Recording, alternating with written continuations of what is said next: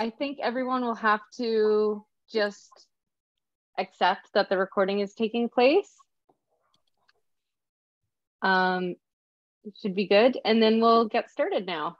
And I'll take care of letting in anyone else who's coming in or anything like that. But thank you, Flannery, for being here today. Thank you, everyone else, for joining us. I appreciate your time. I would like to acknowledge that the Alternator and many of the attendees, including myself, are located on the unceded territory of the Silk Okanagan people. And we are grateful for being able to be on this land and living in peace and friendship. I'd now like to just throw over to Amy for a couple seconds to put you on the spot to just give a really quick introduction to Weaving Together, and then I'll do an introduction of Flannery, and then we'll take it away. My pleasure. I did just send the link that you sent me to Denise as well. Oh, great. Thank you very much for hosting, and Flannery for coming tonight and agreeing to participate in this project. It is such an honor to have you present, and I'm really happy that this all has come together. This is the last of our 4-part chats with the Alternator, who is one of our 3 partners in the Weaving Together sustainability project that Cool Arts received a City of Kelowna grant from. So over the course of July and August, we have partnered by way of doing weaving at the Kelowna Art Gallery with public time slots to register and weave on our wonderful, all-inclusive and all-accessible wheelchair-friendly loom. And so we've been weaving in materials, paper, plastic, and lots of cut fabric and recycled fabric from denim and pants and clothes that may have otherwise ended up being thrifted or in other areas of their stage of life, the dump. So we're happy that we were able to possibly use that stuff and raise awareness around how artists can work with materials and sort of think outside the box in their practice. We've had the guild members really lend a hand by showcasing their skills with helping the public learn to weave. And that's been a wonderful part of our project. And we've made lots of connections over the summer. And it's just been a great experience all around. Yeah, so that's kind of it in a nutshell. And I'm happy to answer more questions later. Thank you. Thanks, Amy. Yes. And yeah, thank you again, Flannery, for being here. I've been really looking forward to this talk, and I know about your academic work, and so hearing about it within the context of this is going to be around Weaving Together is going to be fantastic.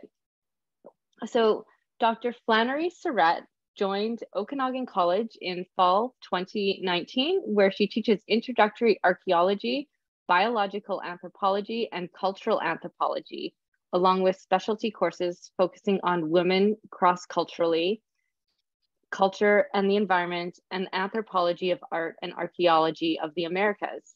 She specializes in the archaeology of the Peruvian Andes, where she studies the development of weaving and spinning and other fiber technologies, the formation of identities in early Andean states, and the transmission of this knowledge over time.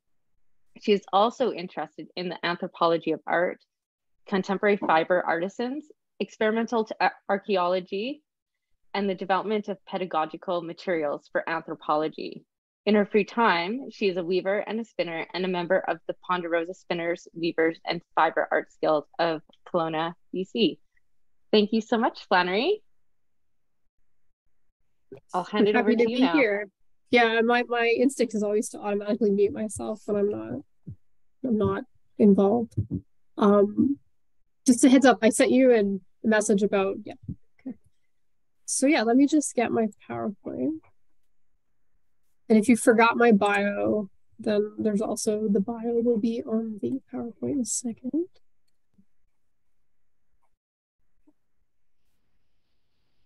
Okay.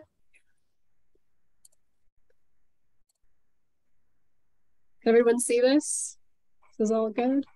Okay.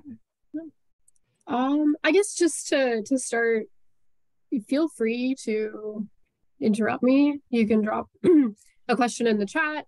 You can unmute yourself. Just like stop and ask me questions. That's totally fine. I kind of treated this like I would teach a lecture on something. Like I have a point, but if we don't end up reaching all of the slides, if we don't end up reaching all the material, like that's totally fine with me. And I guess like to me, this sort of forced me to kind of rethink in some ways how I approach my own study.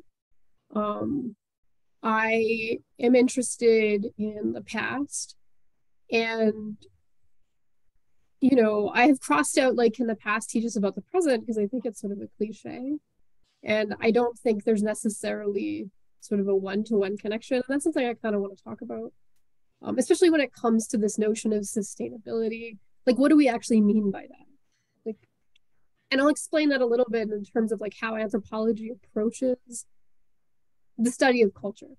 And I think that's a key point to like my worldview in a lot of ways is what do we mean by culture? How do we go about studying it? And how can we apply it to our lives today, even if something is 1,000 years old? So as Melanie pointed out, I teach anthropology at Okanagan College. I teach a pretty wide variety of courses just because I have to. We're a small department, there's only 4 of us. And I've added the anthropology of modern society to my repertoire as of winter 2023. I don't know what that course means, but we'll see. And I primarily research textile cultures. Most of my archaeological work is based on material from northern Peru, and that's what I'm going to primarily focus on. But I've since started a project looking at an area kind of in south central Peru, and I'm also looking at historical weaving and industry from pre-1948 Palestine, which is a whole other kind of area of interest that's pretty new. And again, I make things. I largely work with fiber, though I've been given a large bag of antlers to play around with, which I think will be exciting. And I'm very much interested in process. I'm interested in how do we go from raw materials to some kind of object, whether it's something artistic, something functional. And for me, I'm really interested in how do people make everyday objects? You know, how do we make these functional things that we live with? And I think that really in some ways speaks to some of the strains of like, how do we make textiles more sustainable today? Like what kind of textiles should we be making and wearing and using? You know, how do we go about making them more, you know, recyclable, that kind of thing. So things I kind of was thinking about when I was putting this talk together over the last week or so is, again, what do we even mean by sustainability? Like what lifespan should an object have? And when we look at archaeological material from really any part of the past, what might it mean to people who were making and using textiles? Especially prior to the advent of mechanized looms, electrical spinning equipment, large-scale animal husbandry, large-scale production of cotton and linen and that sort of thing.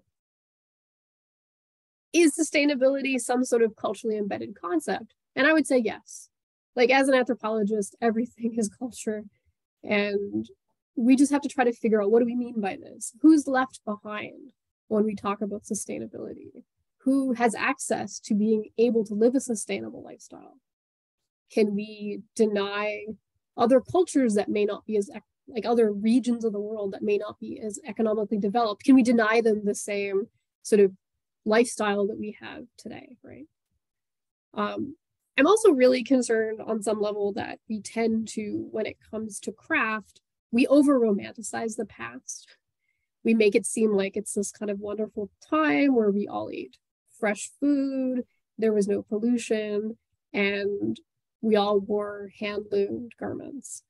And we'll talk a little bit about that because I think the concept of time is really important, like the kind of time and labor you put into making what surrounds you. The other thing too, and we're not going to really touch on this, is this tension between utility and fashion. I'll touch a little bit upon that because I think we assume people in the past didn't have fashion in the same way we do today. And then what do we value as modern peoples, and what did the people of the past value? And what makes a good object? It's funny because I'm in my office and I'm kind of surrounded by objects that I think are good. So students come in and they're like, why do you have a plastic tiger on your desk? Or why do you have like all kinds of other nonsense? And it's like, well, these are objects I think are good, even if they're not necessarily like functional objects. Like I have a nice mug to drink out of, but I also have like plastic toys and containers to hold other things. So yeah, I just was curious if anyone had any kind of initial questions, or do you have your own kind of idea of what you think about when you think about sustainability? I know a few people are weavers. Like, is this something that you ever think about when you approach your craft?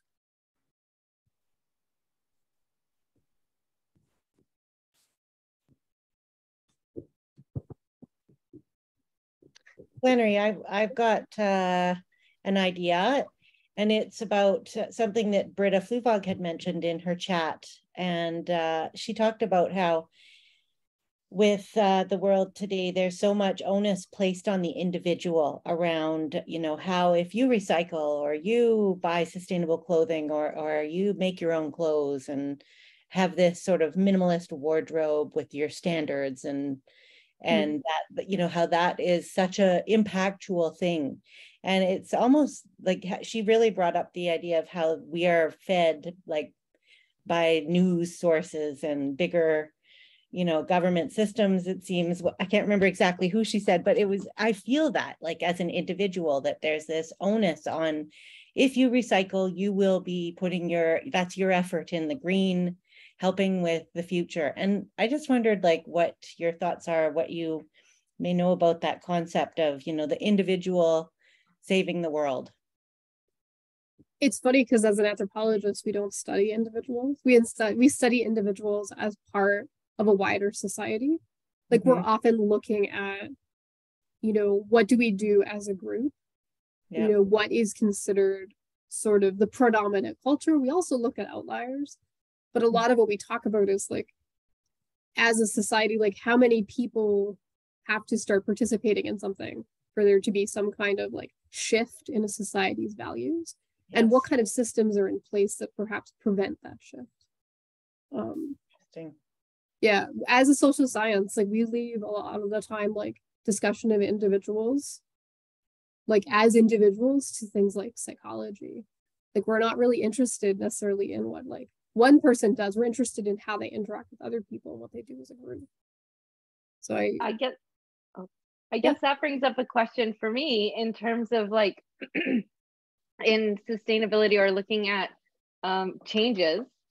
Is there a tipping point, or is that kind of a simplistic way of asking or thinking about it, or what is the tipping point where I don't know. I mean, I taught an entire course on like environment and cultural anthropology, and it was just the most depressing thing ever, because it's like, I'll bring up a little bit of what, I don't know. I think individual action is important, but I don't think it's possible without, sorry to say, maybe capitalism burning to the ground and us starting over and doing something different. That our society is really set up for us to consume, right? And when we talk about the past, and I'll show you, like, we kind of look at small scale societies and we think, oh, they're so great. They consume very little. They have limited impact on the land, which isn't actually entirely true. They produce relatively little garbage, but part of that just has to do with population and sort of limited technologies of extraction. Most of us are not really involved in like sort of these large scale like institutions and like the government, right? Like, I don't know. This is me being a cynic. Yeah, I don't know. Anybody else? Like yeah.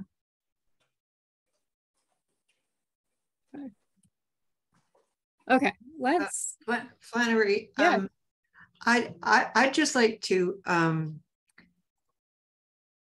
sort of get people's opinion or ideas on how, like, I think big business is the big stumbling block here. And I don't know how we reach big business to stop this disposable stuff. And as you say, capitalism is at play here.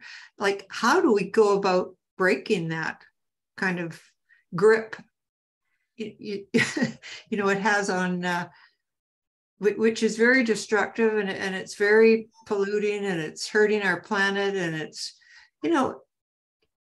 also breaking people's pocketbooks. There's very little about it that is any good, but it is so powerful and so big. Like, I just don't know how we get through that. Like, we can all do our individual stuff, but like, it doesn't break through that big problem. Yeah, and I actually don't, I just want to, I guess, again, like, be cautious of, like, I don't think in terms of textiles, I don't necessarily think the industrialization of textiles is a bad thing. And I'll talk about why. Because making objects out of fiber is time consuming, and it's annoying, and it's kind of a drag. But we'll come back to that, Judith, I think, at the end, if that's okay. Sure. I guess kind of keep that in the back of your head, because it's a really big question, and it's not even something I don't think I'm qualified to address. Sure. This is going to be on the internet forever, so. Okay. I just want to clarify too, what do archaeologists actually do? We don't study dinosaurs, just as the top. That's the job of paleontologists. That's probably the most common question I get. We mostly look at the lives and life ways of past peoples through material culture. We also look at animals too, and our relationship with animals, with the environment.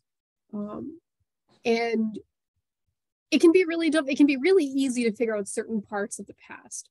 Like figuring out what people ate, that's pretty easy. Looking at things like paleopathology, so ancient patterns of disease, that's pretty easy. Where it's really difficult is trying to get at systems of belief. What did people think of the world around them? And there are certain categories of objects that don't preserve very well. So a lot of the archaeological record is made up of things made of stone, things made of ceramics, things that just don't rot, so non-organics. Certain kinds of metals preserve quite well. And for someone who works with organic material, in this case textiles, the environment really has an impact on what is preserved. And I'll show you where I work, and you'll see why I've chosen to work in this region. And that's part of the problem, is that when we look at, so I work in a region where we don't have any written materials until 1532, when the Spanish show up under Pizarro. We don't have any, we have little bits and pieces of stories that were collected. The language that was spoken in this area is no longer known. Again, we have some words left, but not much else.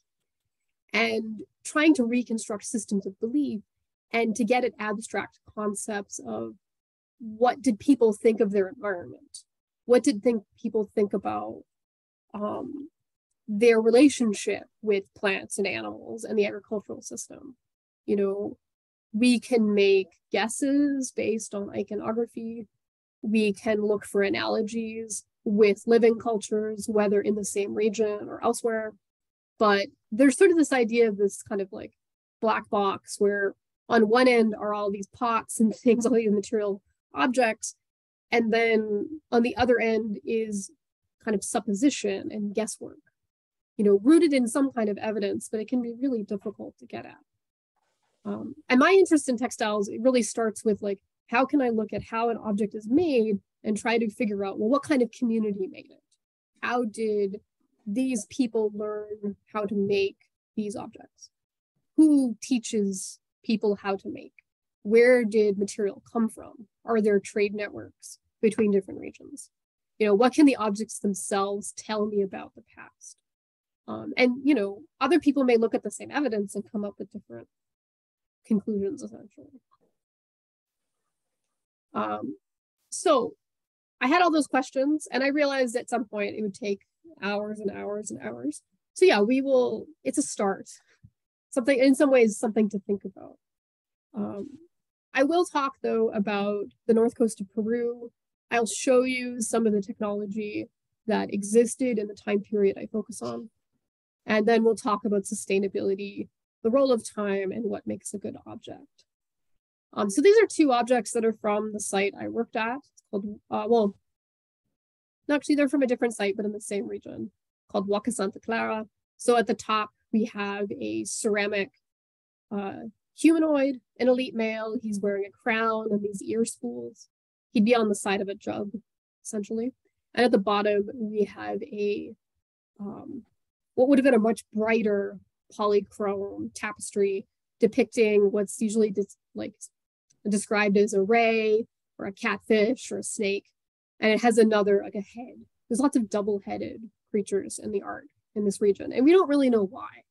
So that's something else too, is we look at these images and it's like, okay, they had elites. They wore fancy jewelry. They wore fancy headdresses. We know that they were wearing garments made of material imported from other parts of the region. But, you know, it's hard to know exactly what does this icon mean. So,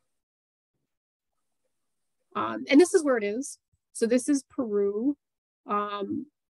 We define regions based on the kinds of cultures we find in them. Archaeology kind of, the way we define cultures is somewhat arbitrary. It's based on our choices around which kinds of objects are significant and might be linked to, let's say, a known political group, a known cultural sort of collective idea, you know, and I'll show you on the next page some kind of definitions of some of these. This is a site I spent most of my PhD working on. It's called the Guyanaso Group. It was home to about 20,000 people between 200 BC and AD 700. You can even tell from this picture that where it's not irrigated, it is very, very, very dry. So this mound is pretty much entirely made of human-made mud bricks. So this is a human-made construction, and this would have overlooked the valley closest to the Pacific Ocean, essentially. And these are very common throughout this region. We've got sort of valley, valley, valley, valley, and then in between, it's very, very, very dry. There's not a lot of rain. The Andes Mountains produces a rain shadow, basically preventing most of the rainfall that would be coming over the Andes from the Amazon from reaching this area. It's actually very similar to the Okanagan. We also live in a rain shadow, if you were unaware of that. It's not as severe, but that's why we have the desert region down in the Azores, is part of the mountain rain system. And it's really rich culturally. There's at least 10,000 years of occupation. There might even be more. I primarily work in this sort of yellow swath. So it's a people that are either known as the Guyanaso or the Viru. Viru is the name of the valley. And they produce these really distinctive resist paste decorated ceramics. Do you notice any sort of consistent connections between these objects? I guess with the exception of the Paihon point at the bottom. Do they share any characteristics? Mm-hmm. Yeah, Judith, you're muted, but. Yeah, these kind of handles, or I don't know if they are handle, but they're hollow. We call them stirrup spout. So if you imagine like a horse. Oh stirrup. Yeah, look, it looks like a stirrup. Yeah. The Viru one is kind of, the Guyanaso one is kind of an exception, but it's still this sort of like spout and bridge motif. And this is one of the reasons why we sort of like see this as an area that has a fairly rich like cultural continuity from, you know, the ceramic period onward and probably into the pre-ceramic. We just don't have any ceramics dating any further back than that. But if we look at the textiles, we also see a very consistent sort of like cultural continuity, which really only gets disrupted when the Inca show up.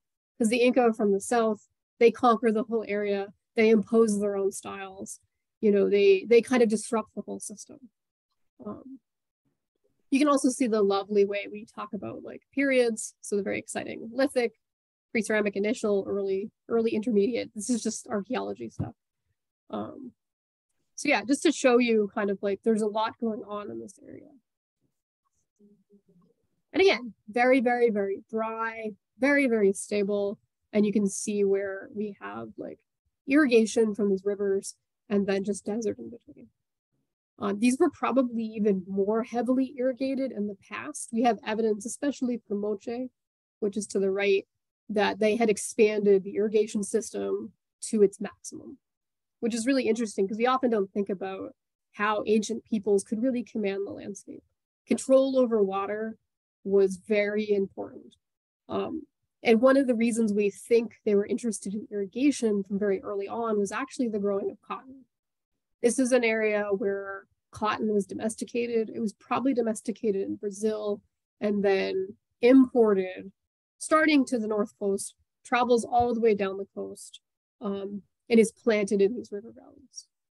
And the reason they start growing cotton is for fishing. They're making fishing nets and they're exploiting this really rich marine environment. So textiles have been very like essential to life in this area in a way that we don't often give credit for in other areas because we don't have the evidence, because we don't have the preserved materials.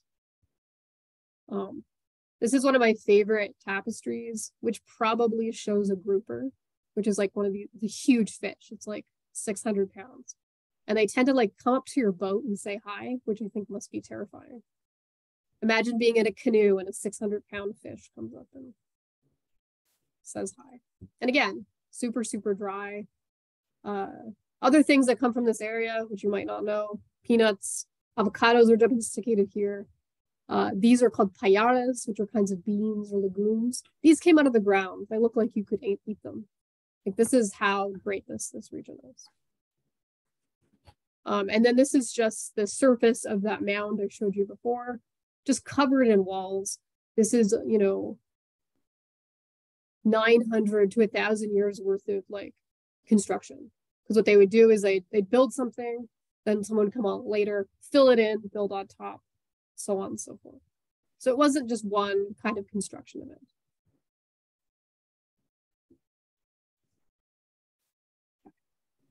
And again, we look to multiple lines of evidence. So looking for textiles, so the actual textiles themselves.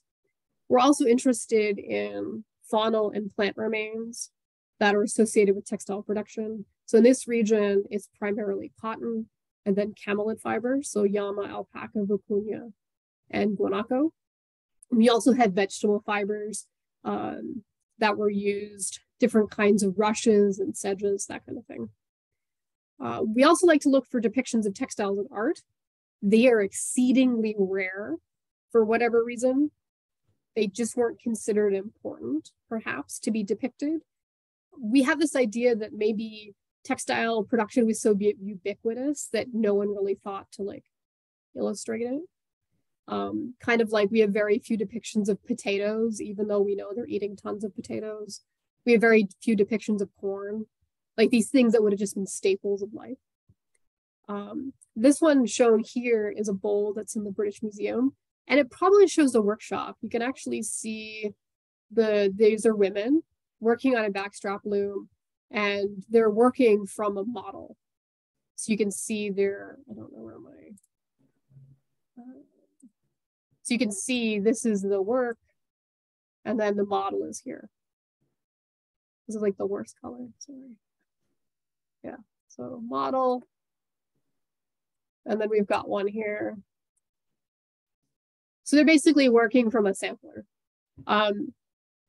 At certain points, kind of at the compass points of this bowl, are men. Men are often depicted with dark skin, whether it's how they looked in life or face paint. We have other, probably face paint, who are sort of overseeing this sort of workshop context.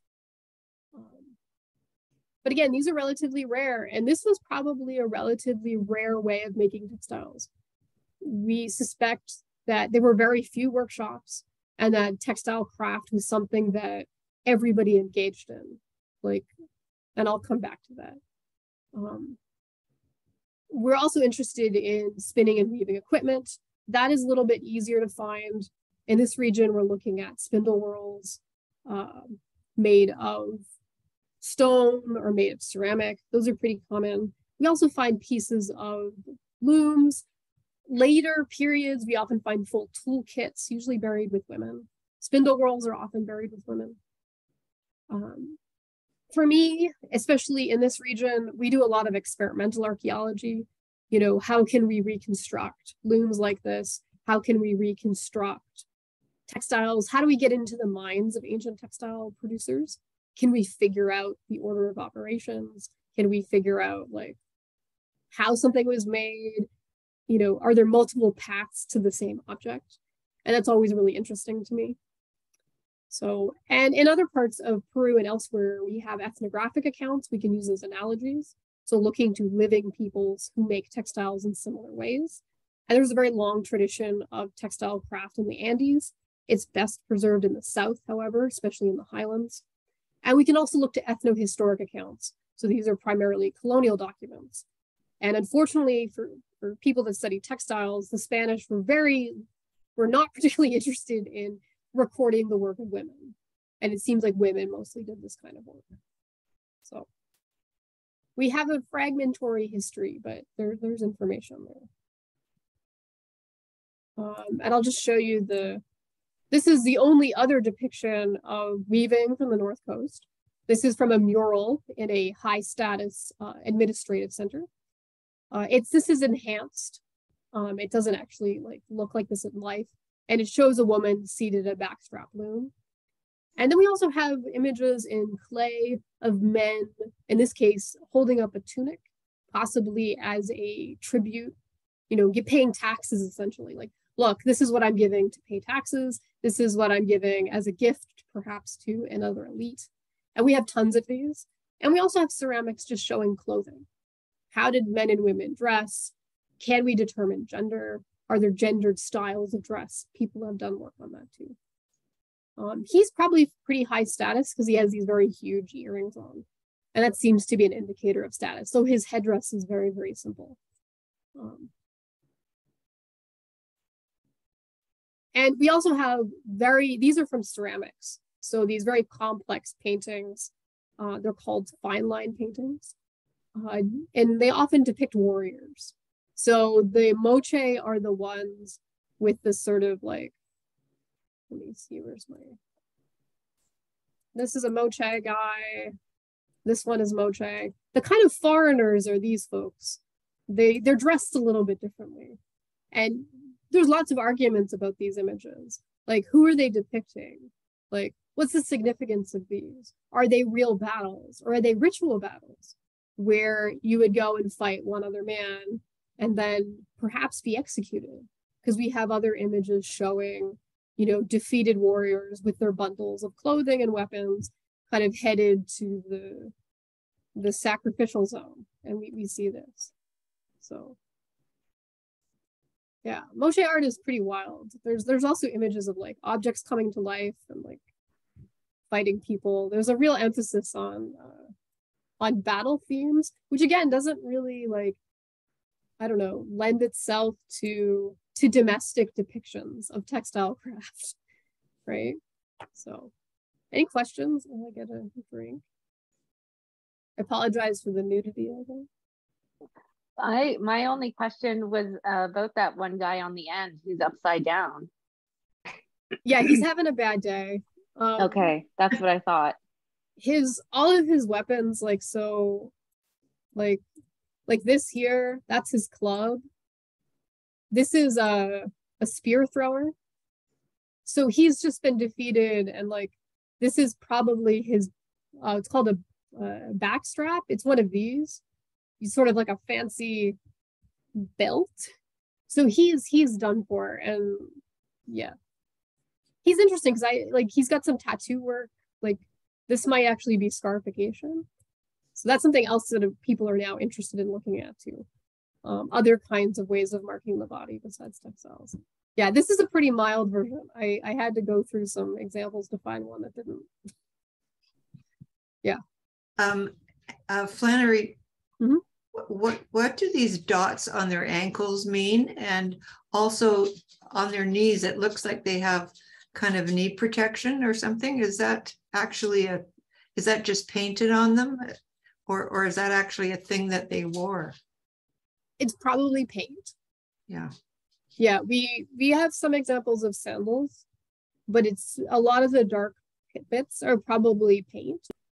We do know they practice tattooing to some extent, but we've never had examples of tattooing that's that covered. Right. And often tattooing is done along like sort of we have a couple mummies with tattooed arms, and then also tattooing down like the sides of the face. Yeah, because I noticed their faces are black as well. Right. That's the other thing, is that whether or not that is a convention, because Moche women are showed with light colored faces. We don't know what it means. We just know the convention.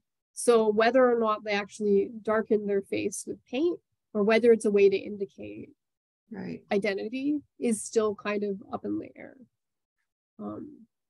We don't have as many well-preserved Moche mummies to really investigate that and say that for certain.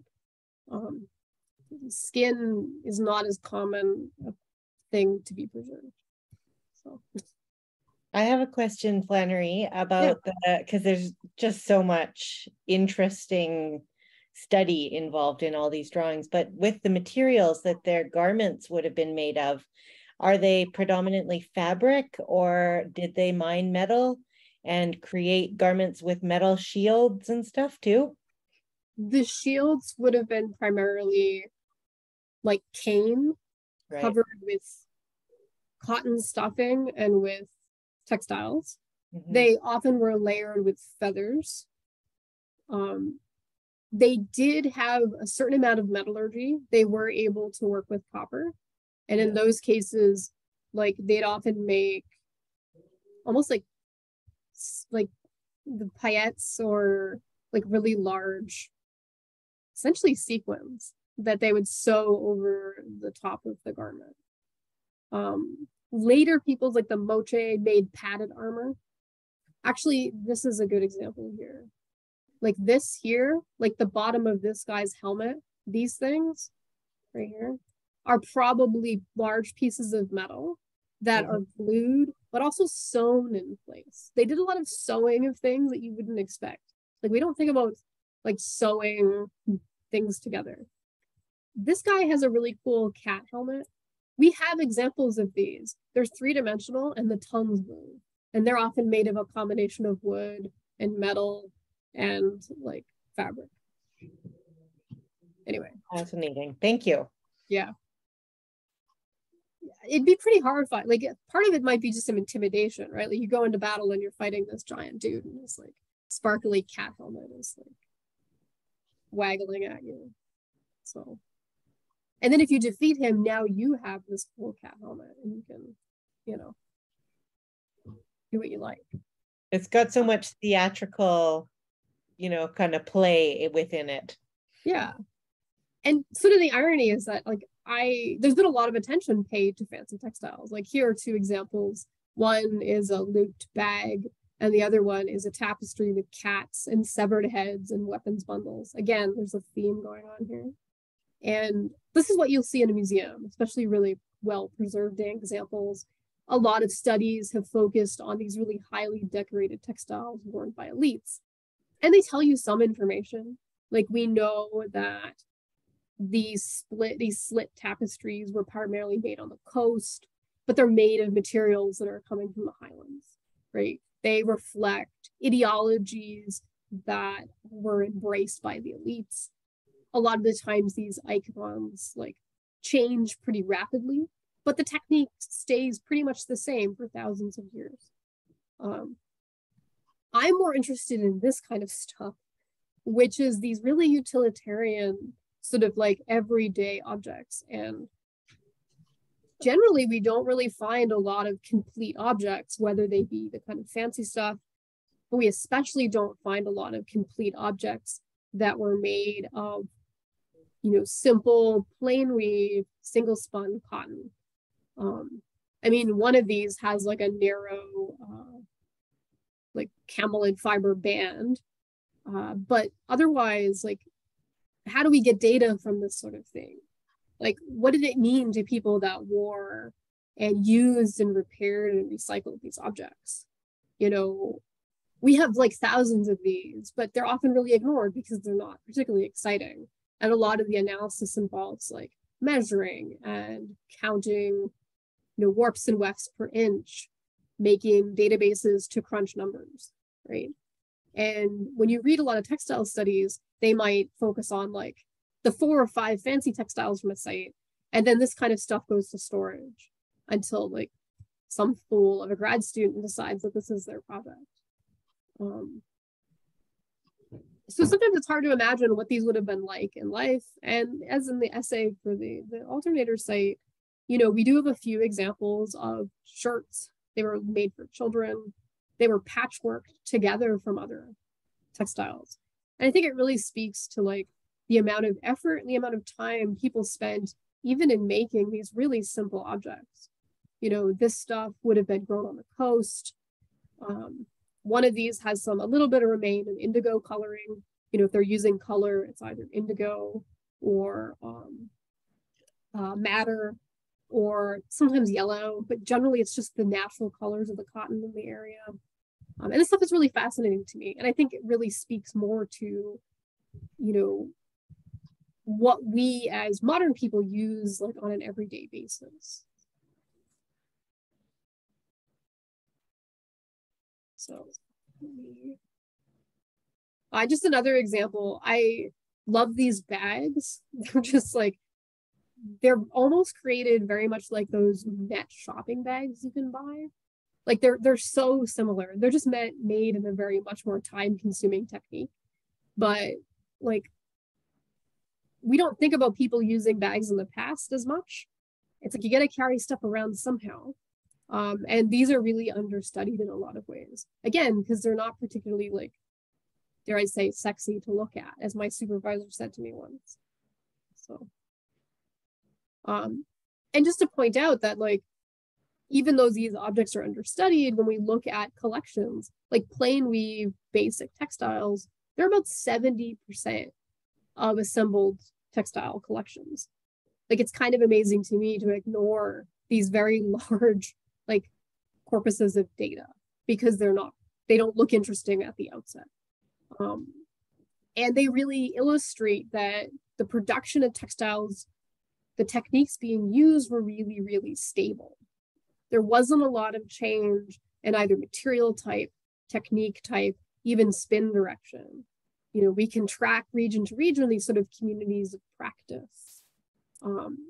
And when they're making the fancier techniques, they're essentially employing maybe a bit more sophisticated weaving technique. They might be using more exotic materials, you know, instead of madder red, maybe they're using cochineal red, right? There's these like certain subtleties to it, but there's a real sort of stability in like how textiles were made and used and repaired over time. I just want to show you this picture. Like, this is a fancy textile, but I love it because it's a pillow. Like, we don't, again, like, we use pillows. There are pillows in the past. I think when we think of textiles, we often think of things on the body, but they're making blankets, they're making mantles, they're making pillows. This shows some catfish or ray heads with little embroidered eyes, and it would have been stuffed with like unspun cotton. So this is one of my favorite textiles of all time. It's just silly and goofy, and it was found in an elite grave. So someone was buried with this. You know, was it important to them? You know, did the people that buried them think it was important to them? Who knows? But this motif too is very, very common. We see this throughout this region. It's again a technique that's again lasts forever. You know, where depictions of warriors and things might shift and change. Often the natural world is pretty consistent. I guess those just have to believe me. Yeah, just have to believe me that they're ray heads. Like, we just, anyway. It almost reminds me of like what it, you know, it has like a almost pop culture feel to it, you know, like you got like emoji heads or like like a houndstooth pattern, or you know what I mean, like something, or I even think of like tartans or something. Maybe this is a family pattern. So yeah, it's so interesting. Yeah, the kind of natural pixelization of like textile art, I think lends itself to like pop culture references. And I think that's a good thing, because I think it allows like modern people to look back and say, hey, this is cool, right? My students love moche art because it's so weird. Like, it's kind of like, who are these guys in funny dresses, like hitting each other on the head with clubs? Like, why? You know? And it's like a catfish ray head motif, you know, Yes. like, okay, you know, I feel like you would be able to find a modern, you know, this would fit in at like Urban Outfitters or something, you know? Flannery, where it says double weave technique, is that the same double weave we use today? Really? Wow. Done on a backstrap loom. Amazing. This is probably the most sophisticated weave they use. It's harder than tapestry. Tapestry is easy. This takes practice. Yeah, it's exactly the same. Oh, that's really cool. For those who don't know, if you flipped this object over, the colors would be reversed on the other side. So they're not dealing with just one warp and weft. They're dealing with two sets. So it's hard. So yeah, and again, like, so when I was thinking about like my own work and like working with, like, one thing I've always been interested in is, how did people of the past go about repairing things? Like, why do people make choices that they make when they make an object? Like, I always think about, there are these really sophisticated looking metal ear spools or earrings, and the person that made them took the time to like finish the back and put like a different motif on the back that you would never see. Like, why would you go about doing that? Like, why would you expend all this extra effort to make something better? And textiles are interesting because like they take so much time. So this bag here is another type of bag we find. These are imported from the highlands, so where you get a lot more camelids, a lot more llamas and alpacas. And someone like kind of sewed up the bottom using this really awkward piece of cordage. Like, it's rough and ready. And these bags are really interesting because the big question we have is like, what was in them? They were part of a trade system. Like, they weren't coming to the coast to be used just as bags. They were transporting something else that perhaps wasn't available on the coast. And we don't have an answer to that. We don't have like the remnants of what's inside. So it's interesting to see, though, that someone went ahead and like awkwardly fixed this. And to people of the coast, these really simple objects would have been pretty like fancy on some level, something that you couldn't make yourself, you would have to get from another region. And these things all take time. So everything is really slow, whether it be using camelid fibers or whether it be using cotton. So these are the two spinning methods we see in the area. We have the Highland woman with her drop spindle, and then we have someone from Ecuador using a supported spindle to spin cotton. And we know, based on ethnographic research and the size of spindles and the type of spinning that still persists in tiny pockets, that supported spindles were definitely used in the area. And this takes forever. Like, you need about 7 spinners to support one full-time weaver. And that's just to kind of like make a garment. It can take hundreds of hours to spin enough thread to make sure everybody in a community is clothed. Like, it's sort of wild to think about, because like today to buy clothing is so easy, right? Like, you just buy it, or you buy it online and it shows up in your house. So one of the things that we talk about in the Andes is like, spinning is textile work is considered to be women's work, but with the population size, we actually think everybody spun. And we do have ethnographic research that supports this, that children from a very young age learned to spin. And there were standards. Like, you had to be able to spin to very quickly to a certain standard, because what you produced was going to be used. We know that men spun. We know people that were in prison would spin. Like everybody is spinning to make sure everybody has clothing.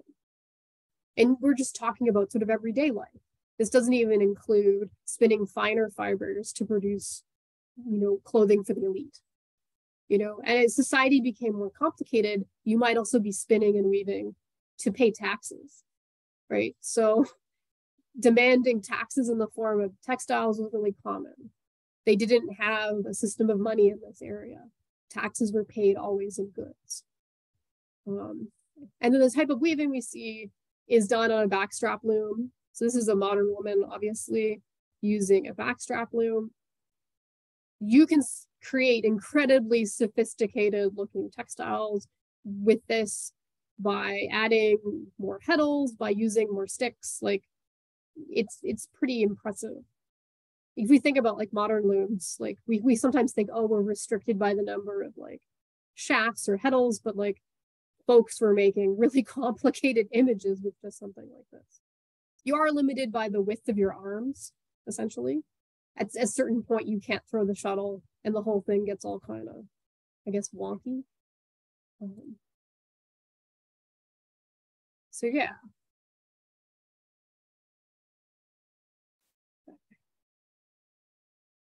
I just kind of emphasize this nice notion of time.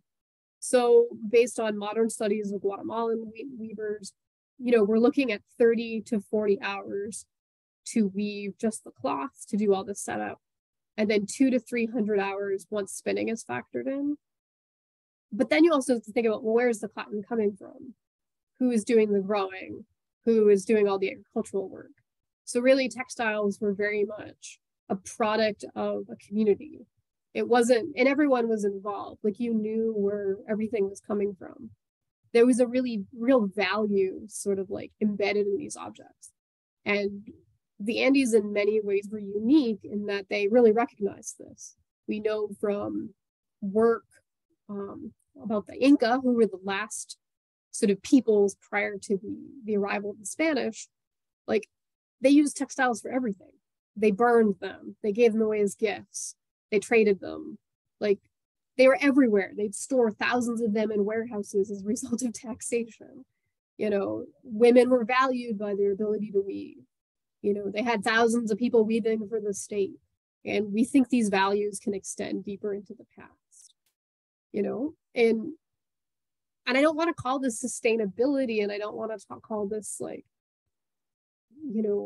it's hard not to like look at our own ideas around sustainability and environmentalism, and this idea of like, oh, they're doing this for those same reasons, and I don't think that's quite true, and I think it's more complicated than that, and it's sometimes hard to get at because we often dismiss people that work with fiber as is inconsequential, right? Like if you're interested in fashion, it's not as like sophisticated as if you were interested in like a hard science, right? But can we take some lessons? Like how can we talk about consumption of textile materials today? Can we talk about barriers to participation in slow textile culture too? Like can everyone afford to like there are still Guatemalan weavers making this cloth. Like I'm wearing a jacket that was like hand woven by people in India that I bought from Maywa. Like, but I have the capital to buy it, but I'm like, not everybody does, right? So, I don't know. These are like things that were kind of coming into my head, and are we paying the people who are actually perhaps participating in a slower textile culture what they're valued, right? Or are we still paying them, nothing, right? Like how do we, within this kind of like really complex economic system that we live in within this global culture, how do we make sure everybody's getting their fair share? Are we just taking advantage of other cultures in order to say, hey, look, this garment was handmade, right? Or this garment is made of all natural fiber that was hand spun, right?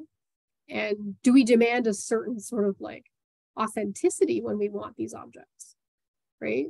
If someone is using mechanized weaving equipment or mechanized spinning, does that like, to save time, does that undercut like this kind of slow textile culture we perhaps want to like advocate for.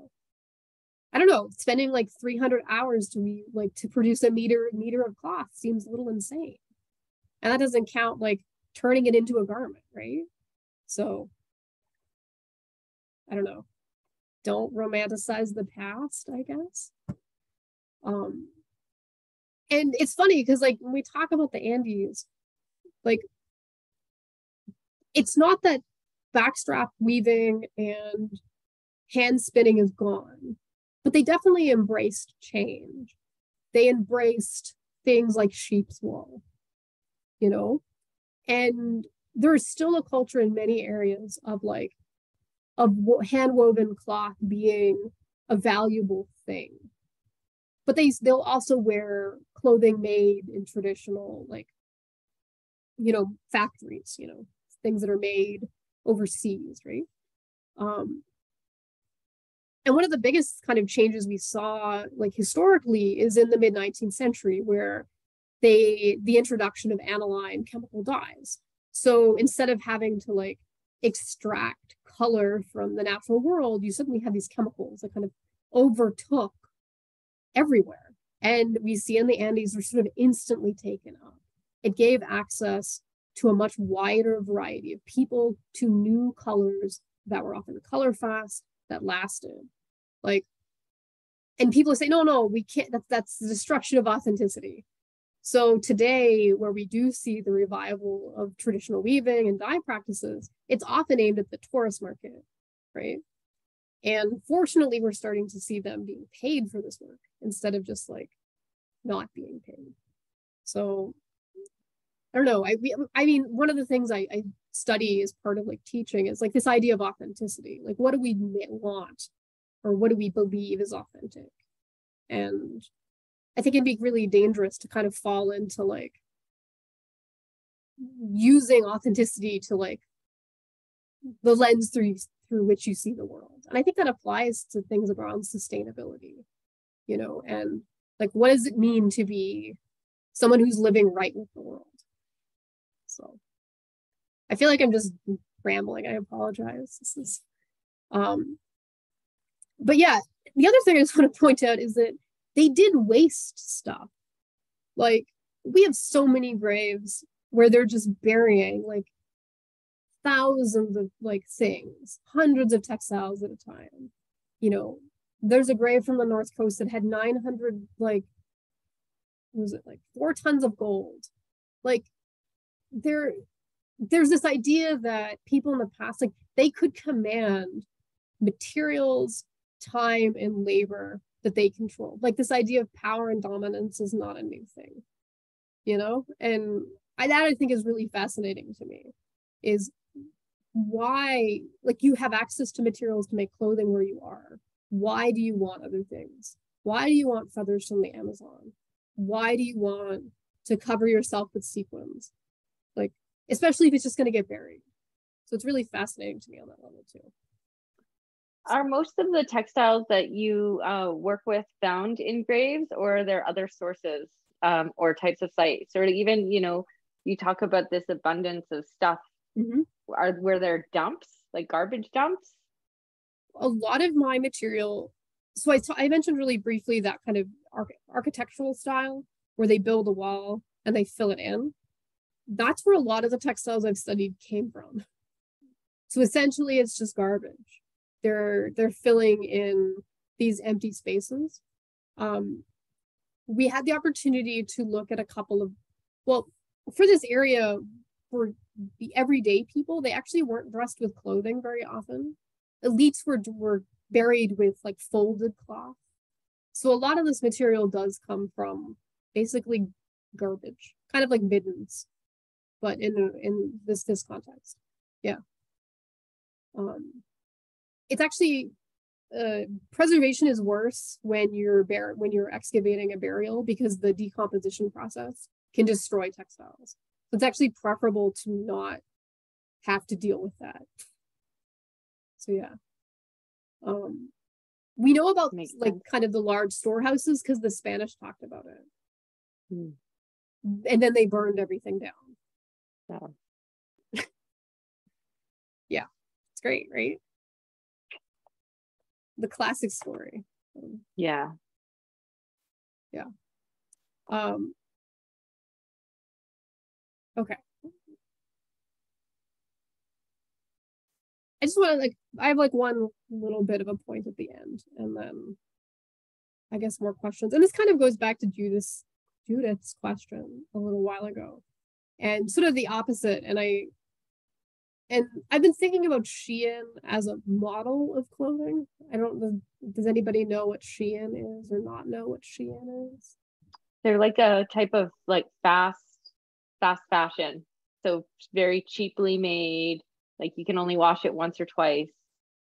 Mm-hmm. Yeah. They're considered to be ultra fast. They're even faster than, one source said 3 days from concept to consumption. Another source said 2 weeks. And if you go to their website, on average, they have about 1 million plus items available at a time. If you look at other fast fashion, we're looking more at 25,000 or 50,000, which is still wild to think about, that you can go to a website and peruse 50,000 objects. And every day they add 1,000 new products. And I think this is really interesting because they kind of came to popularity, especially with people under the age of 30 during COVID. They really tapped into this desire of people to watch other people try on things. This idea of social media hauls, and they would send free things to influencers and whatnot on TikTok.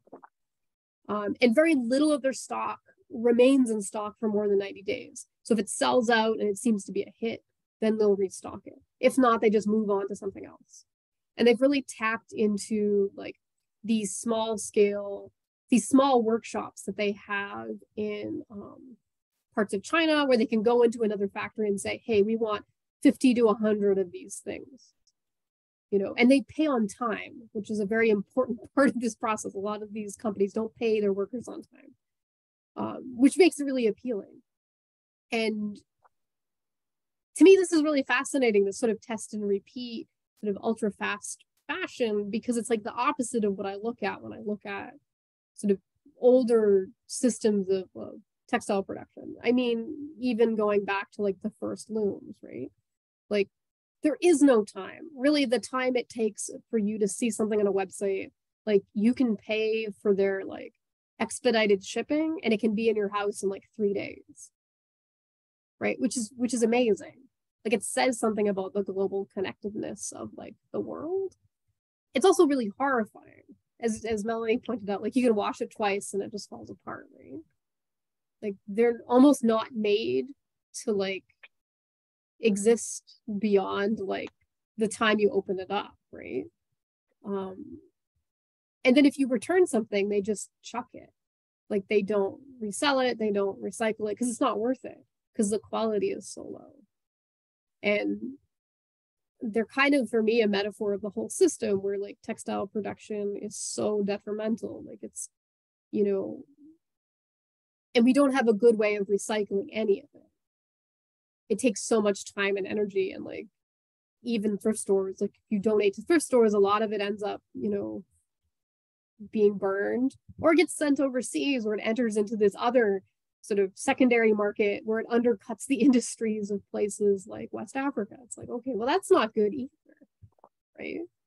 And for Canada, because it's cold, our stuff isn't even wanted there. So it just gets trashed. It's, I don't know, to me, this is something that kind of goes against sort of a philosophy that I'm really interested in. I'm going to skip the next slide and it's this concept of what makes a healthy object. So Cetnre was a Japanese philosopher of art, and in the 1920s and 30s, he came up with this idea of minge, which is a well-made object that's easy to use. It has some kind of utility. It's reliable. You should be able to repair it. And because it's well-made, you're encouraged to repair it. It's also not something that's made by someone who has their name attached to it. So the kind of classic example is like a really good teapot. You don't know the name of the artisan. Maybe you know the name of the workshop it came from, or maybe you know the style or the region it came from. But you know that if something happens to it, you can glue it back together and it might be worth fixing, right? And like, this is a project that I ask my students to do, is like, bring in an object that fulfills this sort of like, these kind of characteristics, and it can be really hard. We don't really value objects that we surround ourselves with because we often think of consumption as fundamentally negative. And I don't think it is. We all have to wear clothing. We all have to live in a physical space. But what we populate that physical space with needs to be worth it.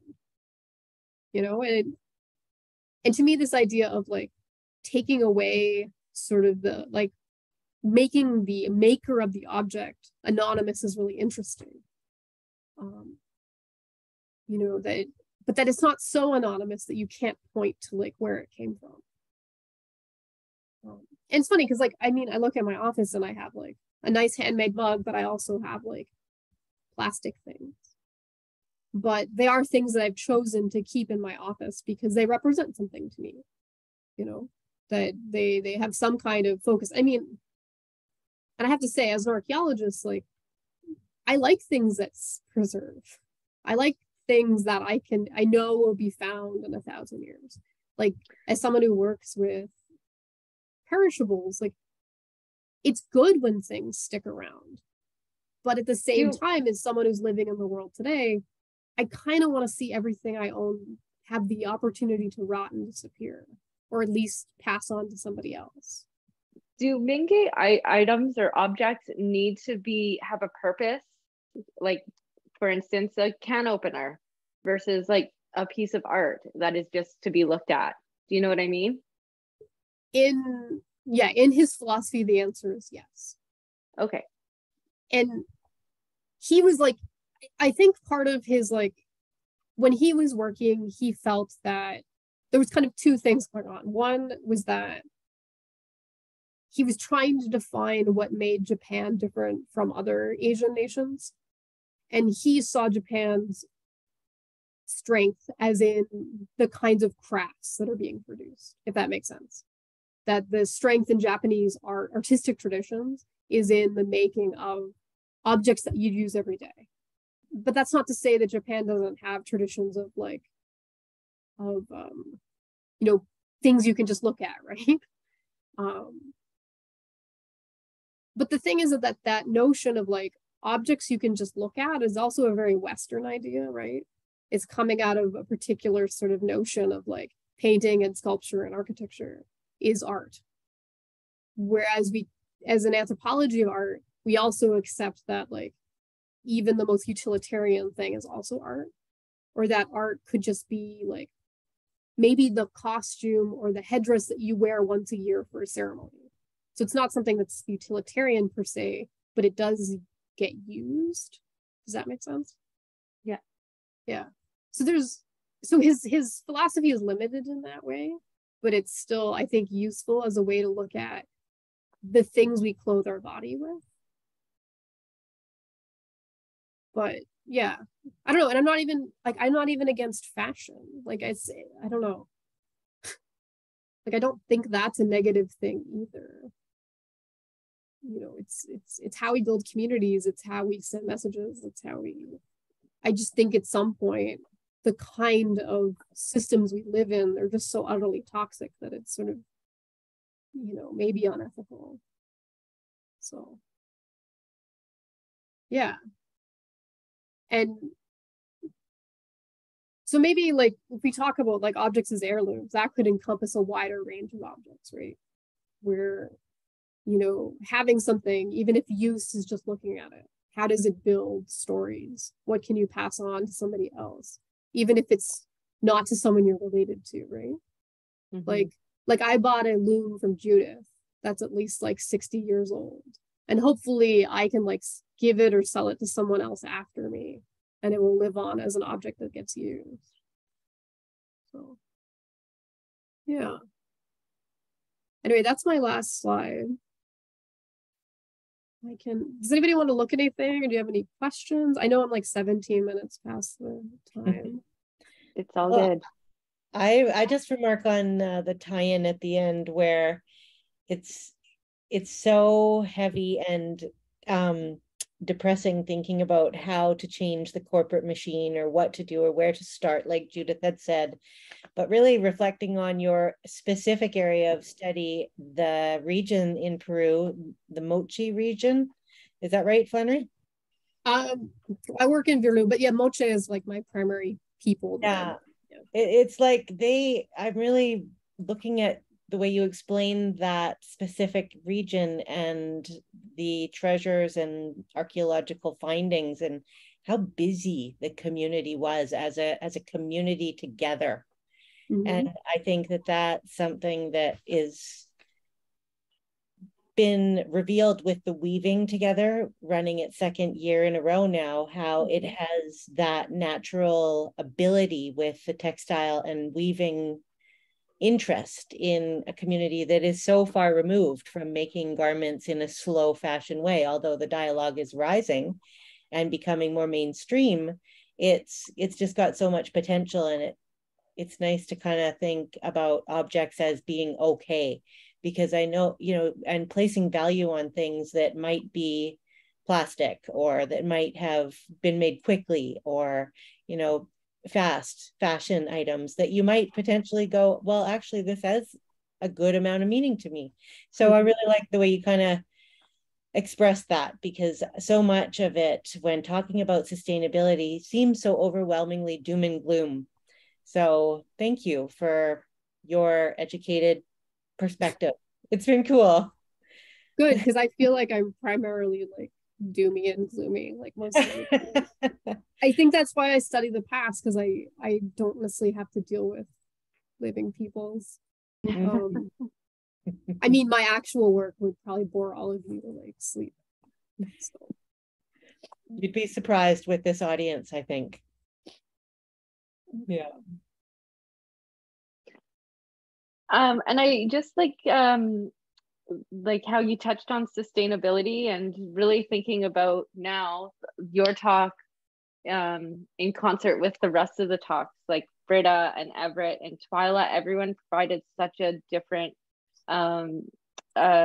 way that they're looking at sustainability and their practices. So yeah, it was really good. And I'm so glad that this kind of was our last one to kind of take everything and then look, historically and think a little bit more about what it means, I guess, globally or over generations, or like, a lot of the talks were like Britta's was about capitalism and Everett's was really about, the here and now and looking at the kind of the colonial elements in fashion and men's fashion and Victorian fashion. And, so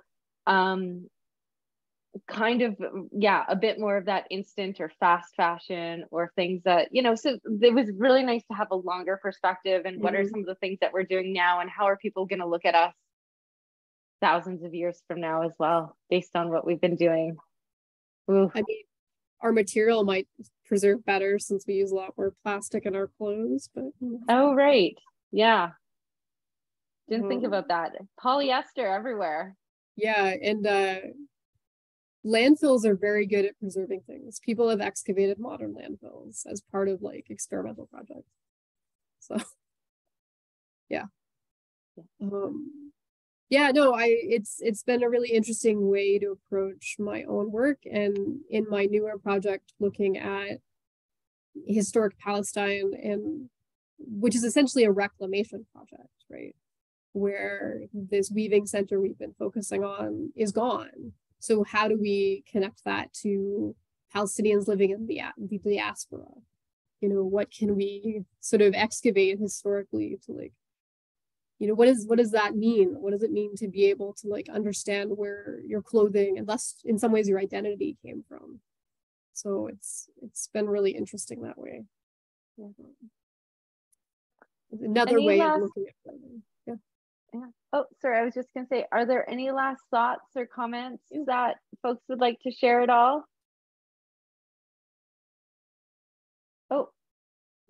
Nope. Well, then I'd like to thank you, Flannery, for your time today and for your presentation. And I think this is the last event of Weaving Together, isn't it, Amy? It is, yeah. And the loom public weaving finishes at 7 p.m. So I'll roll the loom home to Cool Arts tomorrow. The grand finale. Thank you, Melanie, and everybody. Thank you. Yeah, thank you to everyone. And this has been fabulous. Thanks, Amy.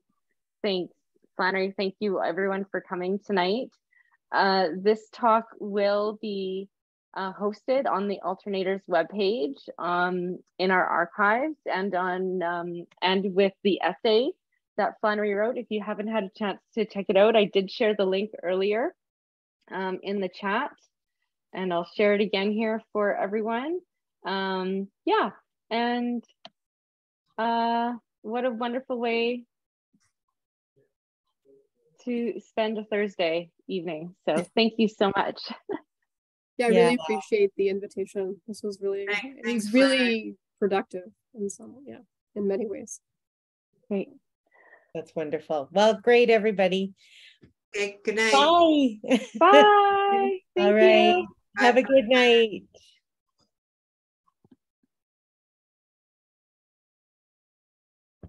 I'll see you